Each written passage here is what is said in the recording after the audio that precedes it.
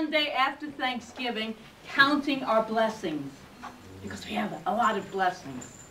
Being grateful for the good in our lives, thereby creating a vibrational match to that feeling of gratitude. Gratitude is a really high vibration, and when we're in that state of gratitude, being grateful, we really can attract and manifest great things into our lives, good into our lives, feeling good. So this month our theme statement is a wise Yiddish adage, and it's a powerful statement. We read it last week, but it's a really powerful statement if we live by it. So it's this: if we thanked God for the good things, there wouldn't be time to weep over the bad. So if we thank God for the good things, so much good, more than we know, there wouldn't be time to weep over the bad.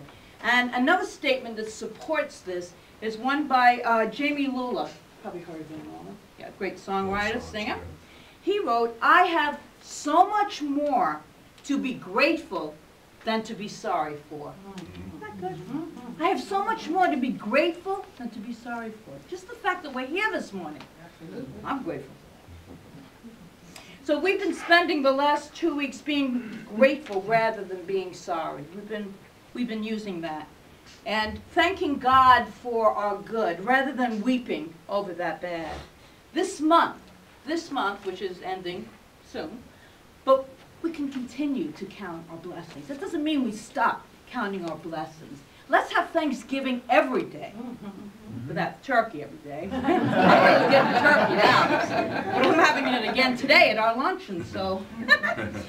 So we spent last week counting our blessings. And today our focus of gratitude is the blessing of community, which to me is one of the greatest gifts.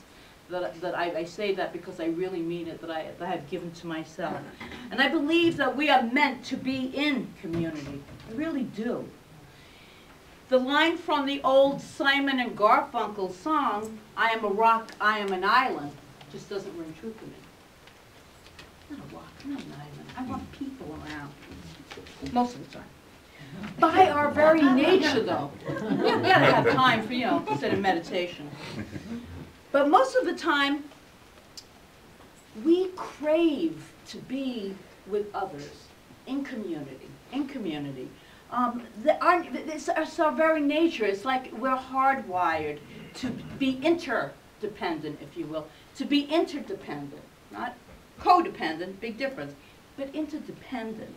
And so I surely know that I love being in a spiritual community, and that it really feeds my soul, it nurtures my mind, it really uplifts me. I get really excited every Sunday morning when I get up and I know that I'm going to come to this place, and it doesn't make any difference what mood I'm in, what's going on in my life. I know I'm going to feel better when I leave.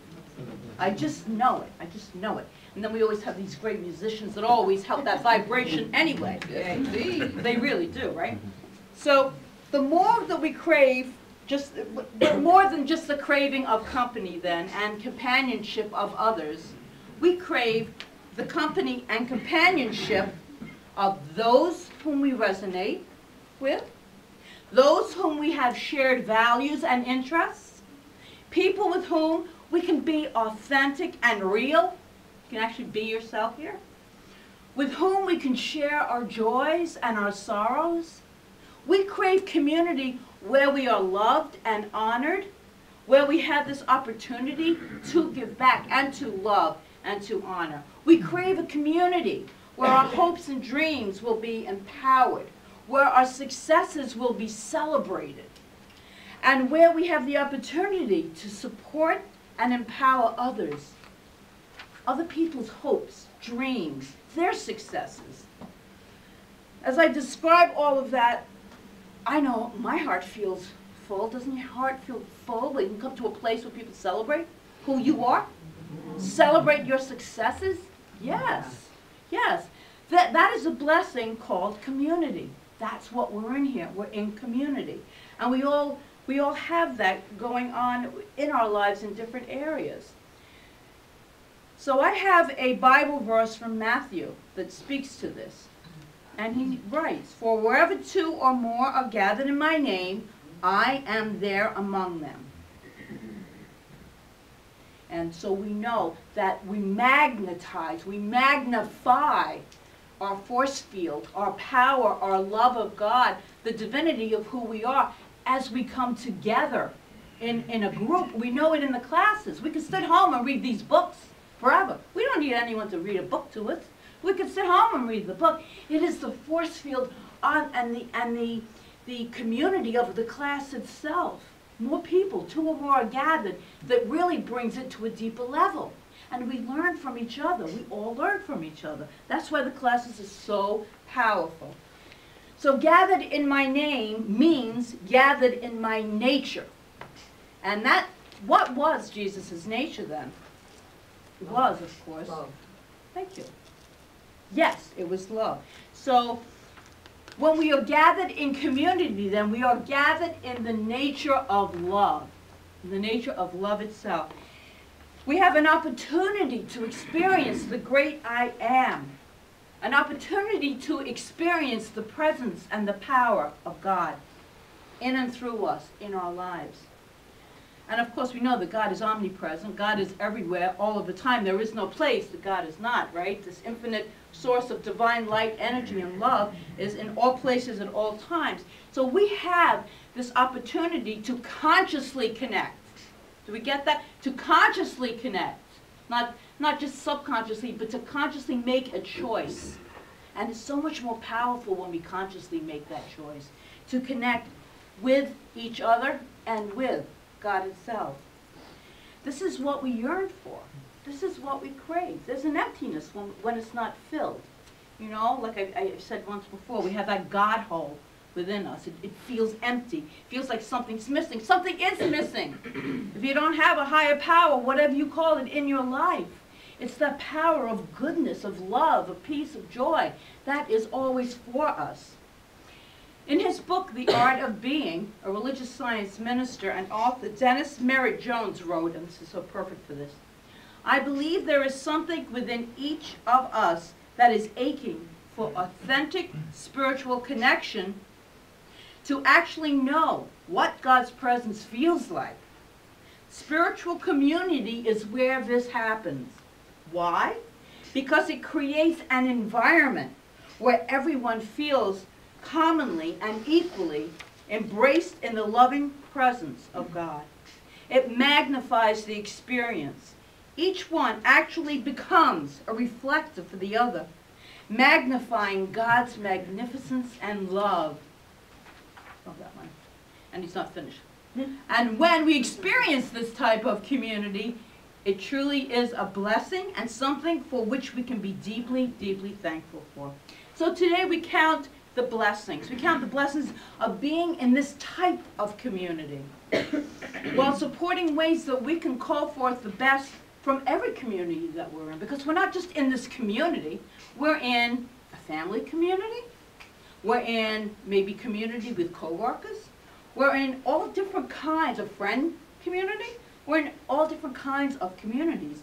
So what I'm doing is using the center for our community today because this is my, I just came back from my community in Florida, and it was wonderful, lovely family community. Lovely, peace, harmony, but I bring the presence of this community within myself to that situation. So for me, being in the spiritual community and being in relationship with God is number one in my life. And then, the rest just it overflows, it spills out into every other community that I go into. So I want to use an analogy this morning for our lesson. And if anyone's familiar with the Chicken Soup for the Soul books, which most people are, it is called The Lessons We Can Learn from Geese. Now I know I used this once before, but it fit so perfectly into this talk that I had to use it again. So we're going to look at 4 lessons that we can learn from geese. It's amazing what we can learn from geese. We can learn from it's amazing. To call forth this great I am presence. So these lessons are found when the geese fly south. And we've all seen a gaggle of geese, right? I love that. A gaggle of geese. I think they're called a gaggle, yeah? Oh, thank God, I'm on video here. Okay. this gaggle of geese, okay, flying south for the winter, and they fly in a V formation. They always fly, and not surprisingly, I resonated with this analogy given by the use of the V, because those of you who are familiar with it's on the front of your book, that's our logo, but the religious science symbol has a V going down. This is very good. Has the V going down. It doesn't have little people in it, but it has the V going down, and that V is the divine's descent into creation. So what it really is then is the law of cause and effect, cause being on the top and the bottom is the effect. So the V itself is God expressing itself into the many, because we are all individualized expressions, no two alike, of this one mind. So that's, I love the V. So when I think of the geese, and they fly in that V. So let's see what the geese do. Science has discovered, so cool, the geese are so cool, that as each bird flaps its wings in this V formation, it creates an uplift for the bird immediately following it. And by flying in this V formation then, the whole flock adds at least 71% greater flying range than if each bird were to fly alone. Wow. That is so cool. Mm-hmm. So they can fly 71% further as a group in this V formation than if they were to fly one by itself. That's the power of community. Our lesson, people who have shared a common direction and a sense of community can get to where they want to go more quickly and easily because they are traveling on the thrust of another. So we encourage each other. We encourage each other. We celebrate each other. We really do. We are empowered by each other's successes. And I have a little success here, which is the selling of my house this week. In fact, yesterday, thank you very much. Yesterday I signed the contract. Oh, right. So, wow.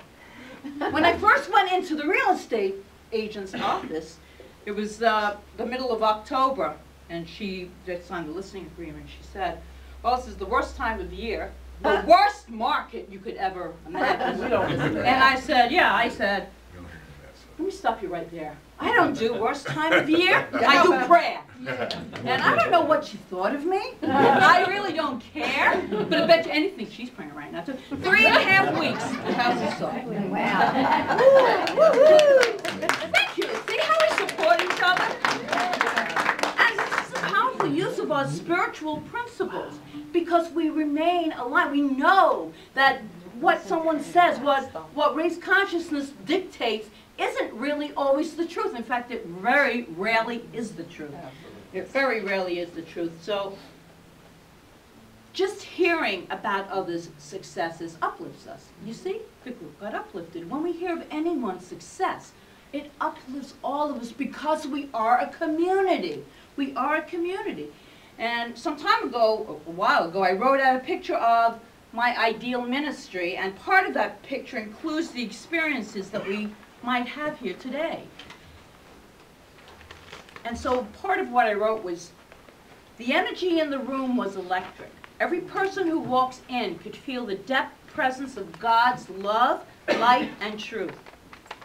Those who are hurting are immediately uplifted, even before anything officially happens.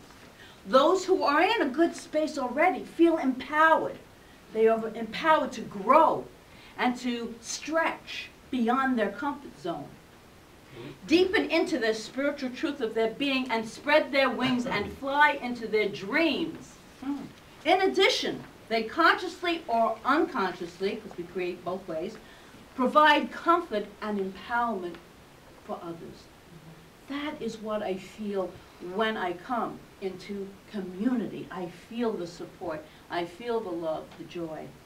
So the first lesson from the geese tells us the power in this blessing that we spoke of, and to be grateful for the power of coming into community. So the second lesson is when the head goose gets tired. This is an important lesson. It rotates back in the wing and another goose flies point. The lesson? It is sensible to take turns doing demanding jobs. Leadership guru Parker Palmer once wrote, "When we live in the close-knit ecosystem called community, everyone follows and everyone leads. Over time, a healthy community necessitates that we play many roles. Sometimes leader, sometimes follower, sometimes witness, sometimes bridge between parties. The health of a community is a shared responsibility," he wrote. And I think that is so on key to the point. And earlier I asked you to think about how you might show up in different kinds of communities, your family community, your friend community, your work community, different kinds of communities. And are you balanced in the giving and the receiving in those communities? Is it a balance? Or are you the one who is always only giving? And you know what always overgiving will do, right? Thank you. This is a brilliant group, too. You will eventually get a little burnt out, maybe. So don't do it, because what that does is it builds up resentment. It builds up animosity, and that's not part of a healthy community. That's not part of the, that's why I love when we have the different activities after service, so I can get and relax and learn. I can learn from whoever is giving the workshop or the class that week. So, are you balanced in your giving and your receiving? And an important spiritual lesson is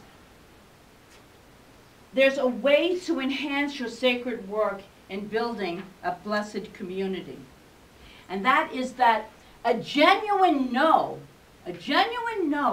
is much, much more loving than a dishonest yes. I love that.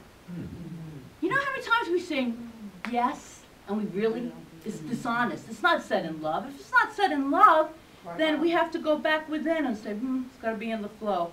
If I'm going to say yes, then I'm going to want to do this. So that's something to always pay attention to. On the other hand, are you always taking? It's a balance. That will cause resentment amongst others if you're always taking and not giving. And ultimately, what that will result in is a lot of unhappiness within yourself.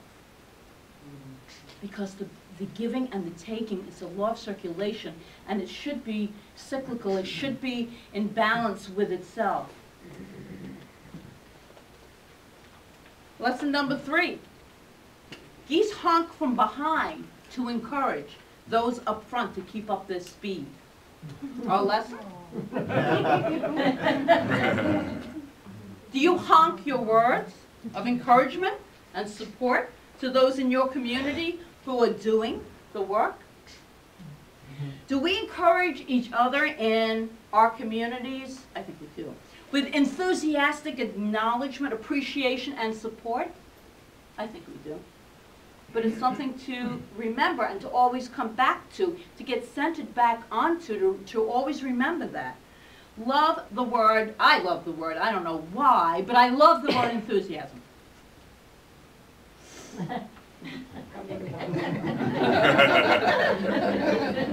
Because I'm so laid back. Yeah.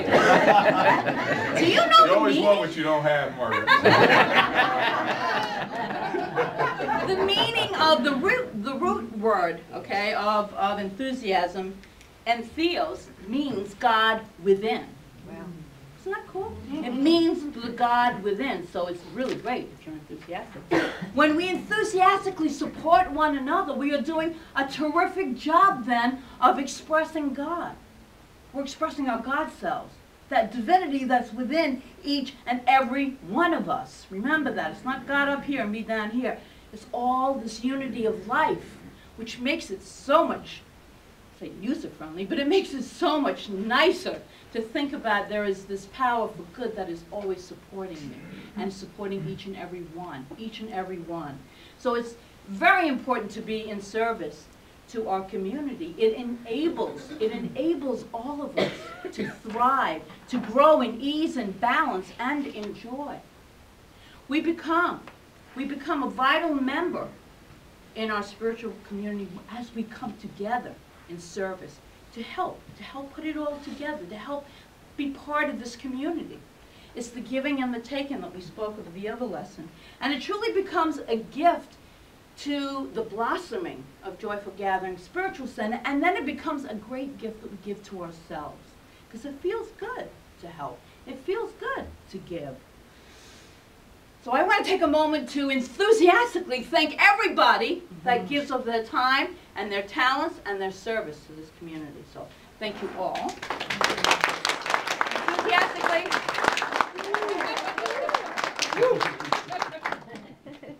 Lesson number 4. Finally, and this is important also, when the goose gets sick or wounded by gunshot, because sometimes people shoot geese, and they fall out of formation, 2 other geese fly down with them.